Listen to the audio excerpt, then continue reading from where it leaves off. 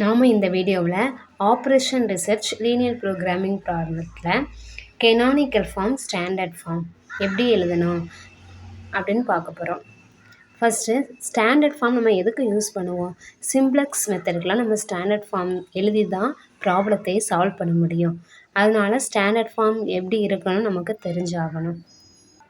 எக்ஸாம்லலாம் canonical form எந்த டைப்பில் இருக்கணும், கன்ஸ்டன்ட்ஸ் எப்படி இருக்கணும், ஸ்டாண்டர்ட் ஃபார்ம் எப்படி இருக்கணும்னு கொஸ்டின் கேட்பாங்க. அப்போ நம்ம தெரிஞ்சால் தான் அதை அட்டன் பண்ண முடியும். கெனானிக்கல் ஃபார்ம்னால் அப்ஜெக்டிவ் ஃபங்க்ஷன் கண்டிப்பாக மேக்ஸிமம் டைப்பில் தான் இருக்கணும். ஸ்டாண்டர்ட் ஃபார்ம்னால் மேக்ஸிமமாகவும் இருக்கலாம், மினிமமாகவும் இருக்கலாம். கெனானிக்கல் ஃபார்மில் கான்ஸ்டன்ட்ஸ் வந்து less than or equal type தான் இருக்கணும். எக்ஸப்ட் ஃபார் த நான் நெகட்டிவ் ரெஸ்ட்ரிக்ஷன்னா ஃபஸ்ட்டு இதில் நம்ம எது அப்ஜெக்டிவ் எல்பிபியில் எது அப்ஜெக்டிவ் ஃபங்க்ஷன் கான்ஸ்டன்ட்ஸ்னு பார்ப்போம். இதான் என்னது objective function. Max z equal to 3x1 + 2x2 இருக்குது. இப்படி மேக்ஸிமம்னா கெனானிக்கல் ஃபார்ம்லனா மேக்ஸிமம் டைப்பில் மட்டும்தான் இருக்கணும். மேக்ஸிமம் டைப்பில் இருந்தால் கண்டிப்பாக லெஸ் தென் ஆர் ஈக்குவலில் தான் இருக்கணும். அதான் கெனானிக்கல் ஃபார்ம். இப்போ லெஸ் தென் ஆர் ஈக்குவல் டைப்பில் தான் இருக்கணும் அப்படின்னா இந்த ரைட் சைடு இதெல்லாம் பிஏஎஸ்ன்னு சொல்லுவோம். அப்போ இது பாசிட்டிவாகவும் இருக்கலாம், நெகட்டிவாகவும் இருக்கலாம். இப்போ ஏன்னா நெகட்டிவாக இருக்குது, நம்ம பாசிட்டிவாக சேஞ்ச் பண்ணால் இந்த இது சேஞ்ச் ஆகும். லெஸ் தென் கிரேட்டர் தானாக சேஞ்ச் ஆகிரும். ஸோ நம்ம எதுவுமே பண்ணக்கூடாது. கெனானிக்கல் ஃபார்மில் மேக்ஸிமத்தில் இருந்தால் கண்டிப்பாக லெஸ் தென் ஆர் ஈக்குவல் டைப்பில் தான் இருக்கணும். இந்த ரைட் சைடு பாசிட்டிவாகவோ நெகட்டிவாகவோ இருக்கலாம். இந்த 3 கண்டிஷன் ஞாபகம் இருந்தால் போதும். இந்த for every x1 x2 greater than or equal to 0 இது எப்போவுமே பாசிட்டிவாக தான் இருக்கணும். நம்ம இதில் எடுக்கிற வேரியபிள் எல்லாமே பாசிட்டிவாக தான் இருக்கணும், நெகட்டிவாக இருக்கக்கூடாது. இவ்வளோ தான் கெனானிக்கல் ஃபார்ம். ஃபஸ்ட்டு கெனானிக்கல் ஃபார்மில் 3 ஞாபகம் வச்சா போதும். 3 பாயிண்ட்ஸ். மேக்ஸிமம் டைப்பில் இருக்கணும், லெஸ் தென் ஆர் ஈக்குவலில் இருக்கணும், ரைட் சைடு பாசிட்டிவாகவோ நெகட்டிவாகவோ இருக்கலாம். Each constants right hand side all the variables are non negative. இந்த 3 பாயிண்ட்ஸை ஞாபகம் வச்சா போதும். இதில் எல்லா வேரியபிளும் எப்பவுமே நான் நெகட்டிவாக தான் இருக்கணும். கெனானிக்கலாக இருந்தாலும் சரி தான், ஸ்டாண்டர்டாக இருந்தாலுமே எல்லா வேரியபிளும் நான் நெகட்டிவ். நான் நெகட்டிவ்னால் பாசிட்டிவாக தான் கண்டிப்பாக இருக்கணும். ஆனால் ஸ்டாண்டர்ட் ஃபார்ம் எடுத்துக்கிட்டோம் அப்படின்னா அப்ஜெக்டிவ் ஃபங்க்ஷன் மேக்ஸிமமாகவும் இருக்கலாம், மினிமமாகவும் இருக்கலாம்.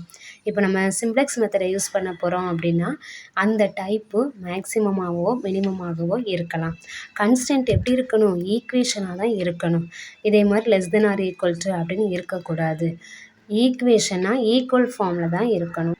அதாவது இப்படி less than or equal to இருந்தால் அதில் ஸ்லாக் வேரியபிள் ப்ளஸ் S1ன்னு போட்டுட்டு ஈக்குவலாக சேஞ்ச் ஆகும். அந்த லெஸ் தென் ஆர் ஈக்குவல் டைப்பை நம்ம ஈக்குவேஷன் ஃபார்முக்கு கொண்டு வந்துடுவோம். லெஸ் தென் ஆர் ஈக்குவல்ட்டுனா ஸ்லாக் வேரியபிள் சேர்ப்போம், கிரேட்டர் தென் ஆர் ஈக்குவல்ட்டுனா சர்ப்ளஸ் வேரியபிள் சேர்ப்போம். ஸ்லாக் வேரியபிள்னால் இதில் ப்ளஸ் S1ன்னு போடுவோம். இப்போ சம்டைம்ஸ் இதில் கிரேட்டர் தென் ஆர் ஈக்குவல்ட்டு இருந்தால் -S1ன்னு போடுவோம். அப்படி போட்டு அதை ஈக்குவேஷன் ஃபார்ம் பண்ணி தான் நம்ம சிம்ப்ளெக்ஸ் மெத்தடில் யூஸ் பண்ணுவோம்.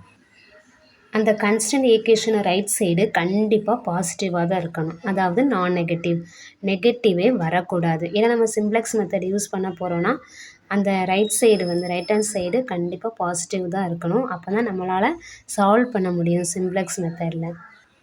அப்போது கெனானிக்கலுக்கும் 3 பாயிண்ட்ஸ் நல்லா ஞாபகம் வச்சுக்கணும். ஸ்டாண்டர்ட் ஃபார்முக்கும் அப்படி தான். மேக்ஸிமமாகவும் மினிமமாகவும் இருக்கலாம், கண்டிப்பாக ஈக்குவேஷன் ஃபார்மில் தான் இருக்கணும், ரைட் ஹேண்ட் சைடு கண்டிப்பாக பாசிட்டிவாக தான் இருக்கணும். இது எல்லா இதுக்குமே மேட்ச் ஆகும். All the variables are non negative variable இருக்கக்கூடாது. இதுதான் ஷார்ட் ஃபார்ம். இது மேட்ரிக்ஸ் ஃபார்மில் கொடுத்துருக்கு. இது கெனானிக்கல் ஃபார்ம் கண்டிப்பாக மேக்ஸிமமில் தான் இருக்கணும், லெஸ் தென் ஆர் ஈக்குவல் டைப்பில் தான் இருக்கணும். இந்த பி வந்து பாசிட்டிவாகவும் நெகட்டிவாகவும் இருக்கலாம். இது வந்து ஸ்டாண்டர்ட் ஃபார்ம். மேக்ஸிமமாகவும் மினிமமாகவும் இருக்கலாம், ஈக்குவேஷன் டைப்பில் தான் இருக்கணும். இந்த ரைட் ஹேண்ட் சைடு வந்து கண்டிப்பாக பாசிட்டிவில் தான் இருக்கணும். All the variables are positive.